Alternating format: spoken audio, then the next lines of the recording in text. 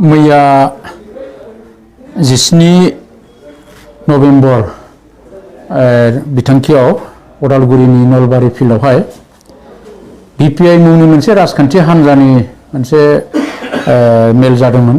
बे मेलाव जोंनि पिपल हान्जानि एगेन्सै बा जोंनि दैदेनगिरि प्रमद बर' बिथांनि एगेन्सआव जि बाथ्रा बुंदों बिनि सायाव एसे खेंफेरथि होनो थाखाय दिनै आवगायनाय जाबाय। गिबियाव मैया जाय बिथाङा BPI नि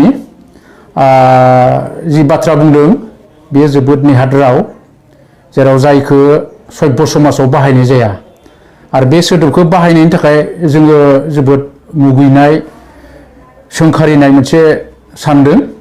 मानो होननानै बुङोब्ला बे मोनसे सभ्य समाजाव जेरैबायदि राव बुंबाय बे रावखौ आं दिनै बुंफिननो गोसो गैया।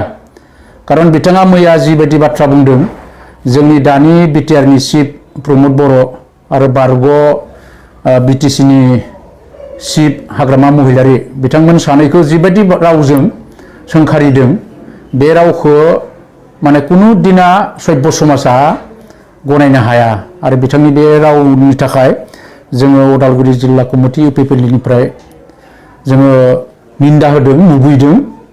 बिथाङा जाहाथे नैबे सभ्य समाजाव बेबायदि बाथ्राखौ बुंनो नाङा।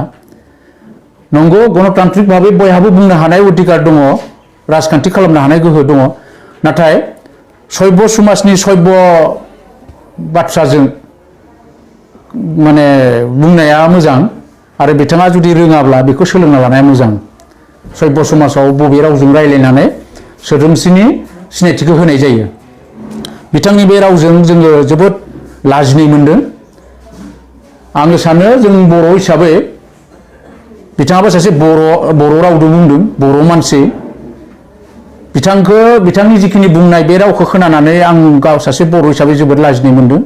खारन BPI जाय पलिटिकेल पार्टिनि नामा मोनसे इन्टारनेशनेल शब्द दंलायबावो। इन्टारनेशनेल शब्द थालायनाय बे पलिटिकेल पार्टिनि सासे दैदेनगिरिनि रावा बेबादि जानाया सुबुं समाजनि थाखाय जोबोद मुगैथाव आरो दुखुनांथाव। आरो आं खावलायदों बिथांखौ बे बाथ्रा बुंनायनि थाखाय निमाहा लानांगौ जोंनि प्रमद बर' आरो हाग्रामा महिलारि बिथांनियाव। खारन बिथांनि जे बुंनायजों जोङो सुबुं समाजखौ जोबोद लाजि फोनांनाय जादों आरो बिथाङा जुदि बे बाथ्रा बुंनायनि थाखाय जुदि निमाहा लायाब्ला बेनि थाखाय जोङो आयेननि बेबस्था लानो थाखाय जों सिन्था सरसा खालामनाय जादों। जों सानदों नगयनो मोनसे पलिटिकेल पार्टिया बेवहाय मेल खालामफैदों, जोंहा बेखौ साननो गोनां जेबो गैया। खारन बे भुटार पार्टी होननाय बे पार्टिया बबेनिफ्राय जोनोम जादों, माब्रै जादों जों बेखौ मिथिनो लुगैया आरो मिथियाबो। नाथाय जों बिनि दैदेनगिरिफोरनि समाजखौ जिथु लिड खालामदों जों दुखु नांदों।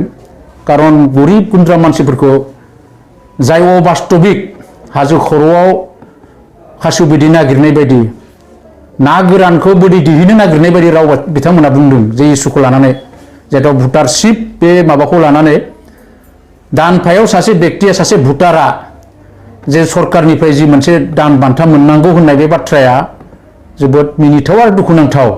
आरो बे बाथ्राजोंनो दिनै जोंनि ओनसोलाव जोंनि समाजाव बिथांमोना गोबां माने जाम्बा जाम्बि रायजो राजाफोरखौ मिसलिड खालामबाय थादों आरो बे मिसलिड खालामनायनिफ्राय समाजा जोबोद खहा जादों। आरो बेनिखायनो आं खावलायदों बिथांमोनखौ बिनिफ्राय गोजानाव थानांगौ आरो रायजो राजाफ्राबो सांग्रां जानो थाखाय आं खावलायदों। कुनु जिबनाव कुनु दिना कुनु देशआव बेबादि साफा सुबुंनो दान बान्था होलायनो हानाय कुनु मोनसे आयेन गैया आरो बे आयेनजोंहा कुनु दिना देशआ उन्नत जाया आरो बेनिखायनो असम्भब।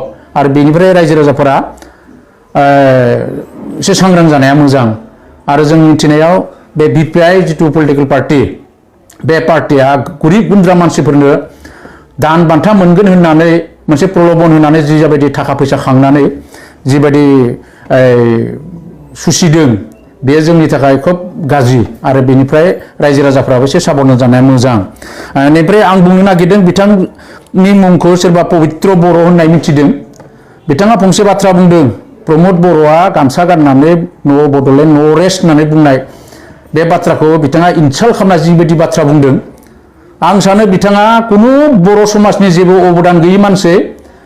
बड'लेण्डआ मा जादों मा जायाखै बिनि थाखाय बेहा बुंनो हानाय जेबो अधिकार गैया होनना आं सानो।